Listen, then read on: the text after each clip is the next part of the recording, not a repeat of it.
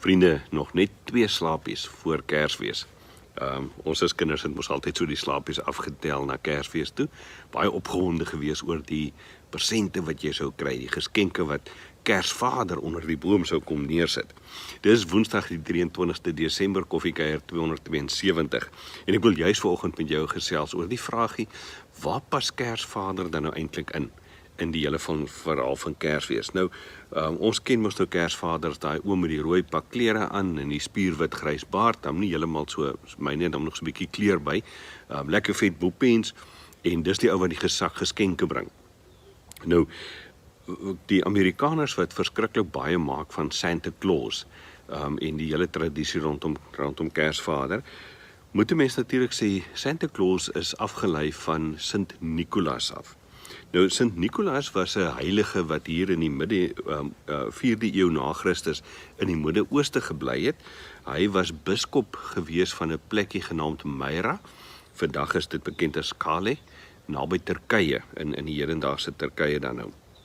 En oor hierdie Sint Nicolaas is daar baie legendes en stories wat vertel word, maar uit die geskiedenis is dit baie duidelik dat Sint Nicolaas, hierdie biskop van Myra, was baie lief gewees vir kinders. En hy het baie moeite gedoen om kinders spesiaal te laat voel, altyd vriendelik gewees met hulle, en daar word uit die legendes uit 'n klomp wonderwerke eintlik vertel wat rondom hom plaasgevind het.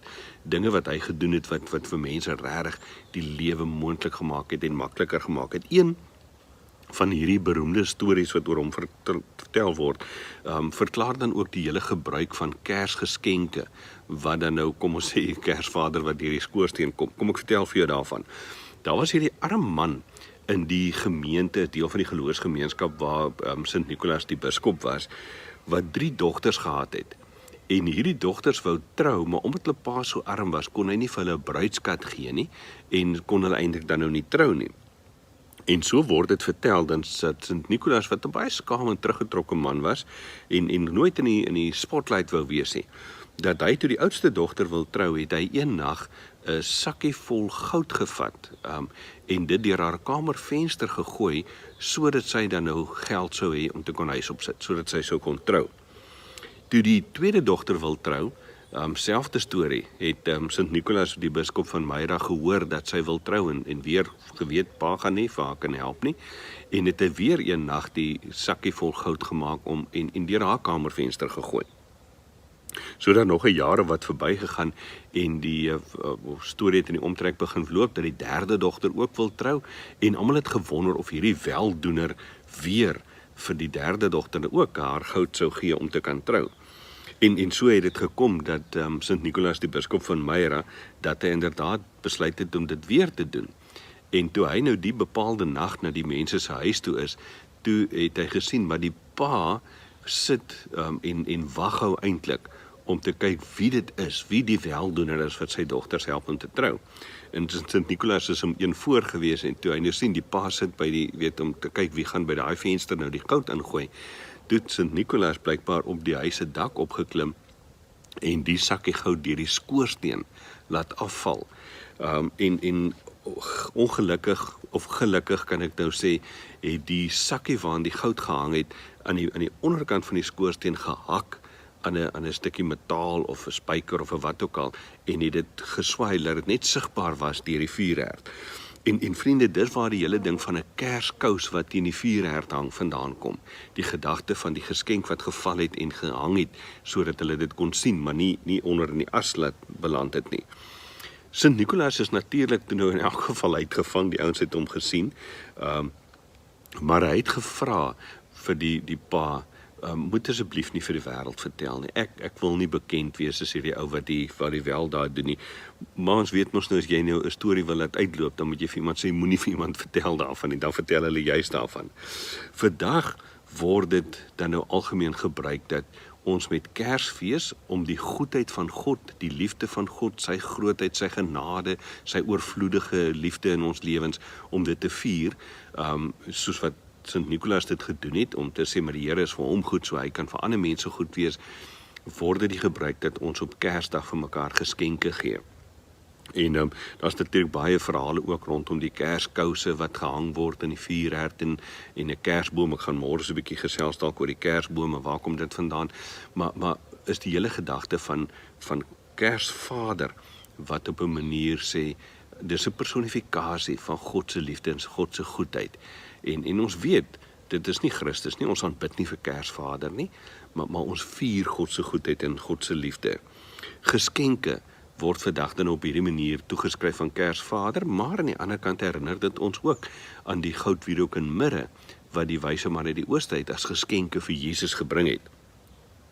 In Laplande, die was moes die tuiste van rendiere gewees ook. En daar die hele ding gekom van Kersvader wat met sy slee met die rendiere wat daardeur getrek word dan nou deur die lug vlieg ook.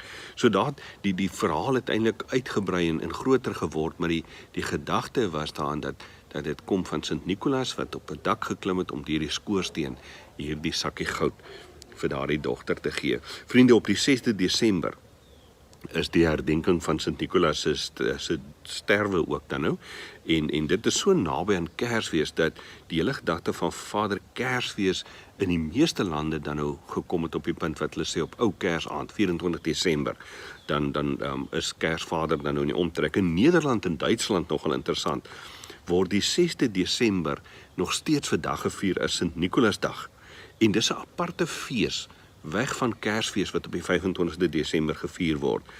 En veral in Nederland en in Duitsland het dit gehelp dat die boodskap van Kersfees behou word en nie so aan geskenke gekoppel word soos wat ons dit in die res van die westerse wêreld dalk dan nou ook doen nie.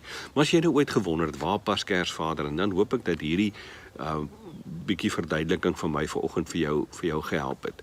Help jou kleingoed, jou kinders en jou kleinkinders om te verstaan dat Kersvader en Jesus is nie dieselfde nie.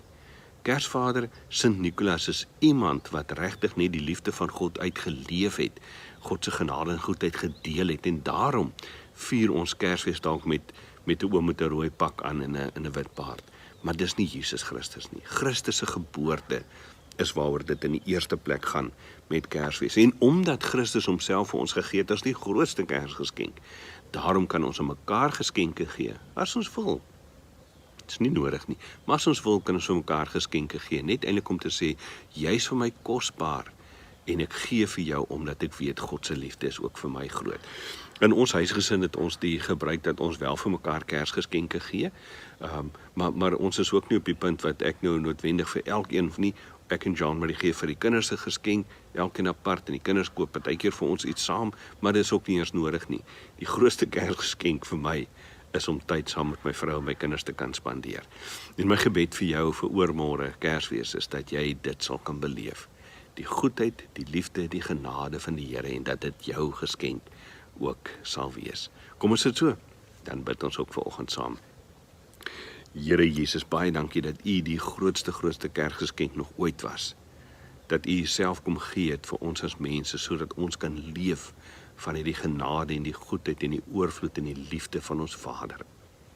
En as ons dan, Here, nadink oor Kersfees en ons dink oor hierdie figuur in 'n rooi pak met 'n wit baard en 'n boepens, dan weet ons dis Kersvader, dis nie U nie.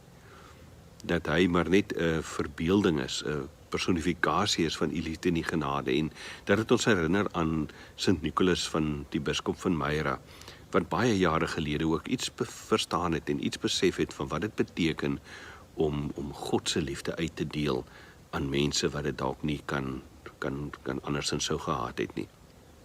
Daarom is ons gebed, Here, dat U vir ons sal seën, dat U ook vir ons sal in staat stel om verander, veral vir mense wat arm is, mense wat behoeftig is, dat ons ook op Kersdag op 'n besondere manier vir hulle sal sorg. Ons dink, Here, aan soveel van ons gemeentes wat spesifieke uitreikprojekte rondom Kersfees het, wat kospakkies gaan uitdeel vir gesinne. En ons gebed is dat U ook veral nou in COVID-19 met die coronavirus vir ons die wysheid sal gee om regtig kreatief ook nog steeds mense se nood te verlig in 'n tyd waarin ander feesvier en U goedheid en U genade kan beleef. Dankie, Here, dat ons dit mag bid in U wonderlike naam. Amen. Ek hoop jy het 'n lekker dag verder, geniet jou koffie, en ons kuier môreoggend weer saam. Mooi loop.